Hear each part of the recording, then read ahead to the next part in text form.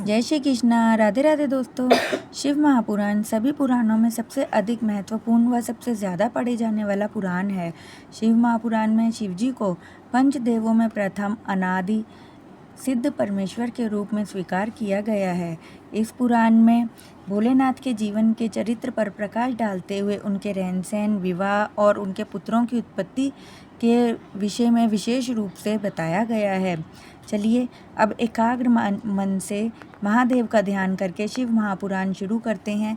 इस सीरीज़ में हमारे साथ आप जुड़े रहिएगा, क्योंकि हर दिन सुबह 6:30 बजे ये वीडियो आएगी। आइए शुरू करते हैं। सनत कुमार जी ने नंदिकेश्वर से पूछा, हे नंदिकेश्वर जी, आपने अभी अभी ब्रह्मा और विष्णु के विवाद का संकेत किया था। उनमें विवाद कैसे हुआ? कृपया सुनाकर कृतार्थ कीजिए। इस विषय में मेरी जिज्ञासा प्रबल हो रही है, उसे शांत कीजिए। नंदिकेश्वर बोले, एक बार भगवान विष्णु और लक्ष्मी शेष शैया पर सो रहे थे। उनके पार्षद भी वहाँ उपस्थित थे। अचानक ब्रह्मा जी वहाँ आ पहुँचे। आते ही उन्होंने विष्णु को पुत्र कहकर संबोधित किया और कहा, हे पुत्र, उठो और देखो, मैं तुम्हारा ईश्वर तुम्हारे सामने खड़ा हूँ। विष्णु को इस बात का सुन के क्रोध आया, पर उन्होंने प्रकट नहीं किया। उन्होंने भी ब्रह्मा जी को पुत्र कहकर कहा, कल्याण हो पुत्र, आओ बैठो।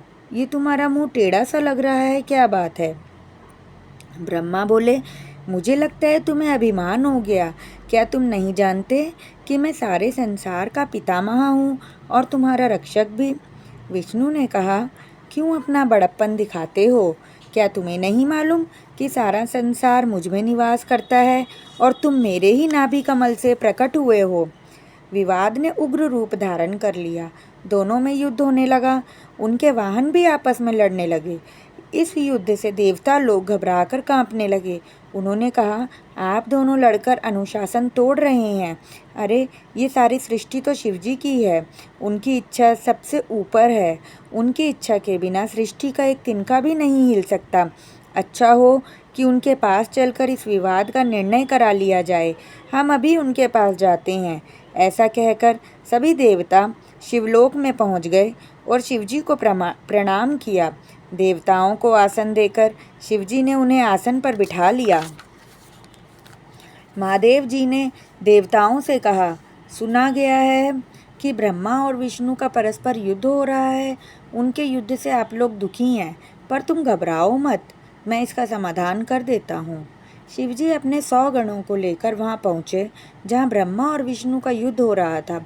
वे बादलों में छिपकर दोनों का युद्ध देखने लगे। ब्रह्मा और विष्णु परस्पर एक दूसरे का वध कर देना चाहते थे, इसलिए महेश्वर और पाशुपत अस्त्रों का प्रयोग कर रहे थे। वे ऐसे अस्त्र थे जिससे तीनों लोक भस्म हो सकते थे। ये देखकर शिव दोनों के बीच में एक स्तंभ लिंग के रूप में प्रकट हो गए। वह स्तंभ बहुत ही तेजवान था और अग्नि के समान चमक रहा था।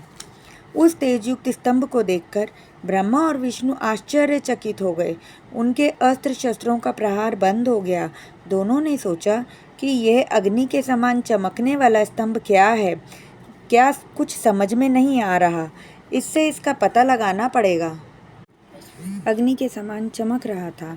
उस तेजयुक्त स्तंभ को देखकर ब्रह्मा और विष्णु आश्चर्यचकित हो गए और उनके अस्त्र शस्त्रों का प्रहार बंद हो गया।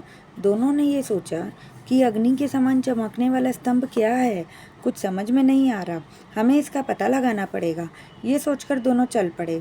विष्णु ने उनकी नींव की थाह लेनी चाहिए, इसलिए वे शूकर का रूप धारण करके पाताल में बहुत दूर तक गए और ब्रह्मा जी उसकी ऊंचाई देखना चाहते थे, इसलिए हंस का रूप बनाकर आकाश में गए। पर ना तो विष्णु को और मिला और ना ही ब्रह्मा जी को छोर मिला। ब्रह्मा ने आकाश में केतकी का एक फूल देखा और वे उसे साथ ले आए। उन्हें निश्चय हो गया कि मैंने स्तंभ का छोर पा लिया है। वे विष्णु के पास गए और फूल को दिखाकर कहा कि ये है इस स्तंभ का छोर। विष्णु ने पराजय का अनुभव करते हुए ब्रह्मा के पैर पकड़ लिए और उसी समय भगवान शिव प्रकट हो गए। विष्णु ने उनके चरण स्पर्श करके प्रणाम किया। भगवान शिव विष्णु के छल रहित आचरण से प्रसन्न हो गए और उन्हें अपनी कोटि का देवता होने का आशीर्वाद दिया।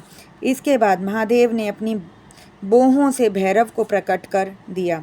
उसने महादेव से आज्ञा मांगी कि मुझे क्या करना है। महादेव ने ब्रह्मा पर क्रोध करते हुए भैरव से कहा, तलवार से ब्रह्मा की खबर लो। उसी क्षण भैरव ने ब्रह्मा जी के केश पकड़ लिए। ब्रह्मा जी थर थर कांपने लगे। जिस मुंह से ब्रह्मा ने झूठ बोला था वह सिर से तलवार से काट डाला। इसके बाद जब वह अन्य काटने के लिए तैयार हुआ तो ब्रह्मा भैरव के चरणों में गिर पड़े। विष्णु जी की आंखों में आंसू आ गए। उन्होंने भगवान शंकर के चरणों में गिरकर ब्रह्मा को क्षमा कर देने की प्रार्थना की और उन्होंने कहा, प्रभु, आपने इन पर कृपा करके इन्हें 5 सिर प्रदान किए थे, उनमें से एक कट चुका है, अब इन्हें क्षमा कर दीजिए। भैरव ने ब्रह्मा को छोड़ दिया और कहा, हे ब्राह्मण, तुमने अपने को बड़ा सिद्ध करने के लिए छल किया है, अतः किसी उत्सव में तुम्हारी उपस्थिति कभी नहीं होगी और ना ही अन्य देवताओं की भांति किसी मंदिर में तुम्हारी पूजा होगी। ब्रह्मा जी लज्जित हो गए और शिवजी से 5वां मुख मांगने लगे तो शिवजी ने कहा, मैं अराजकता को पनपने नहीं दूंगा, क्योंकि इससे विश्व की स्थिति बिगड़ती है। तुम गणों के अधिपति बनकर रहो और लोक मर्यादा का पालन करो। केतकी के फूल से शिवजी ने कहा, मैं अपनी पूजा में तुम्हें कभी स्वीकार नहीं करूंगा, परंतु मेरे भक्त तुझे स्वीकार करेंगे यदि मेरा मंडल बनाया जाएगा तो उसमें तेरा प्रयोग हो सकेगा। इसके पश्चात शिवजी देवताओं के पास आए और सबने उन्हें प्रणाम किया। शिवजी अपनी सभा में जा बैठे। तो शिव भक्तों, इस प्रकार महादेव ने ब्रह्मा जी और विष्णु जी के विवाद को बड़े ही सरलता से सुलझा दिया। अब अगले अध्याय में हम भोलेनाथ के साकार और निराकार तथा लिंग पूजन का महत्व सुनेंगे। दोस्तों, आज की वीडियो में बस इतना ही। अब कल की वीडियो में हम यहीं से आगे कंटिन्यू करेंगे। आप चैनल को सब्सक्राइब कर लीजिए और नोटिफिकेशन बेल को ऑन कर लीजिए, जिससे आने वाली वीडियोस आप तक समय पर पहुंच जाएं। वीडियोस पसंद आई हों तो लाइक कीजिए, शेयर कीजिए और फैमिली और फ्रेंड्स के साथ शेयर भी कीजिए। तब तक के लिए हर हर महादेव।